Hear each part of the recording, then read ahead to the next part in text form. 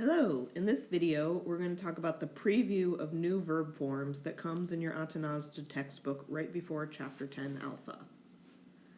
So, in Greek, there are 6 Greek verb tenses. So far, we've only learned one, the present, and you'll recognize the form luo, which you can translate into English with either I loosen or I am loosening.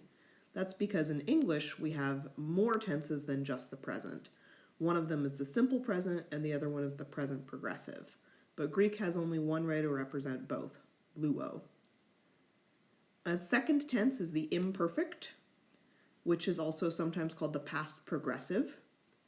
In Greek, for this particular verb, it would be eluon, I was loosening. We will learn these forms in Chapter 13. The next tense we're going to learn is the future tense.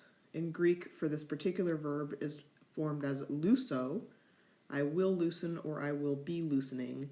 Again, English has lots of tenses. One of them is the simple future and the other one is the progressive future. We're going to learn these forms in Chapter 10.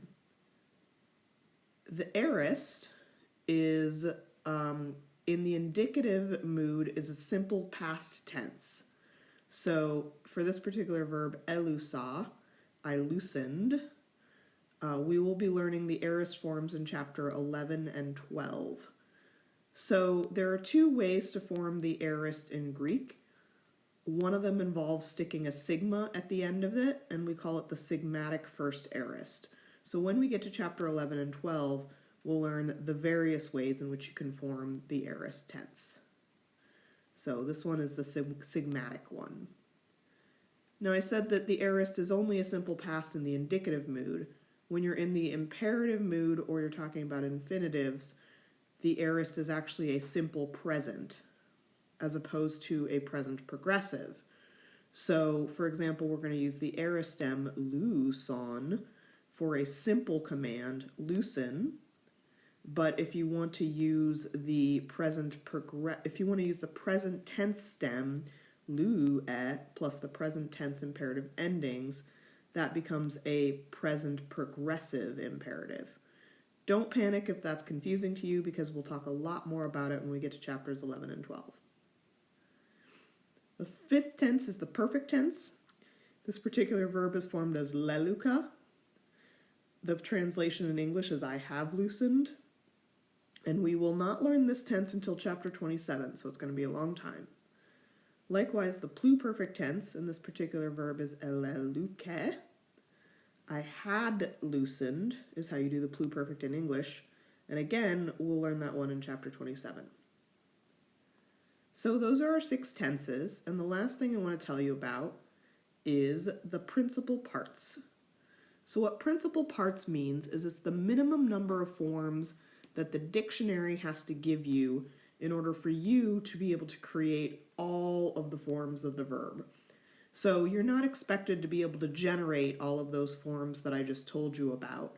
Instead, a dictionary will give you them, and then from the ones you're given, you can get the rest of the forms. So, for Greek verbs, there are 6 principal parts. The first 3 are the most common. A lot of people who memorize principal parts have the first 3 down pat, and then the last 3 a little shaky on. The first 3 are all that you need for Atanasda Book 1, so that's what we're going to talk about here.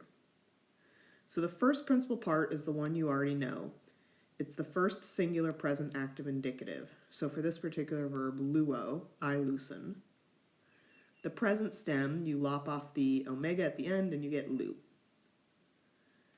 The second principal part is the first singular future active indicative, luso, which is formed by taking the future stem, the present stem, lu, plus adding a sigma. So our future stem is loose. We will learn in chapter 10 that many verbs form their future stem by adding a sigma to the present stem, but not all of them. So we'll learn a few other ways to form the future stem in chapter 10. The third principal part that we are concerned with today and for the next several months is elusa, which is the first person singular aorist active indicative I loosened.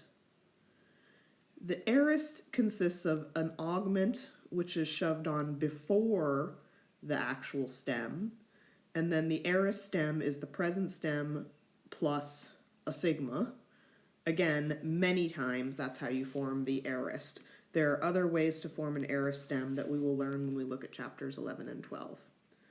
So, and then you add your endings. So for this particular verb, the aorist stem is loose. We do not consider the augment to be part of the stem. So that's it for now on preview of verb forms and principal parts. Join me for the next video on chapter 10 alpha when we look in more detail at the future tense.